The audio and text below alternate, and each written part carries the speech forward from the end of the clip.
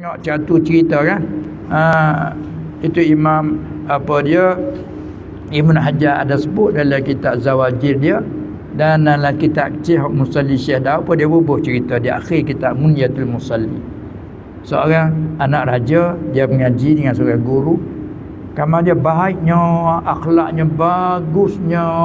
Berapa lama dia duduk berdampingan dengan guru ni, tak ada satu kelakuan yang merasai hati guru. Nyata baiknya, akhlaknya baik, mengaji dia tu.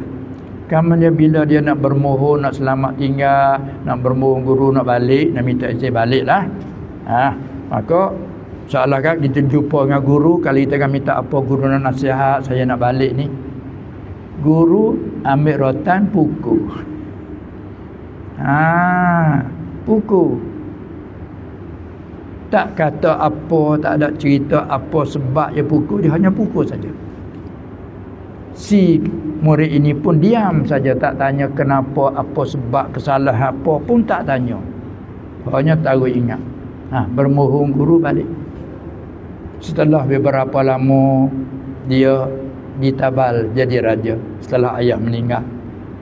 Ingat pada guru, mari ziarahi guru. Bila ziarahi guru, bercakap-cakap sebagai nak ambil ilmu. Bukan apa. Maaf guru, saya ingin bertanya, yang semasa saya nak balik dulu tu, guru pukul saya itu, apakah ilmunya? Bukan nak berdendam apa hari ni jadi besar, bukan. Sehingga kita macam tu. Apa guru ajar apa itu? Guru kata baiklah. Mu tanya nak tahu, aku nak beri ilmu. Setelah aku lihat kamu semasa kamu duk mulazamah, duk mengaji dengan aku beberapa tahun, tak ada kesalahan. Artimu baik.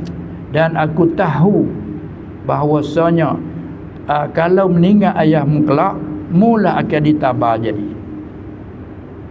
Jadi dengan jadi demikian, aku bimbang kepada kamu ketika kamu jadi besar, lebih mulia, aku bimbang takut kamu melakukan kezaliman. Lalu tu aku beri rasa kepada kamu. Aku sengaja pukul kamu, tidak ada salah. Terasa juga tak ada salah apa ni. Ini nak merasa padamu, kalau kamu buat zalim ke orang lain, orang yang rasa ini dia. Bagaimana mu?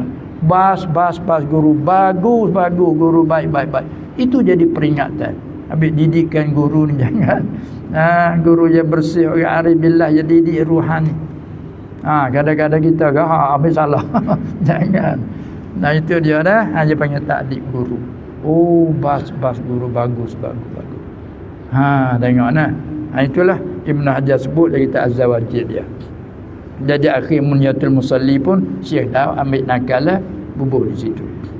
Ini satu didikan.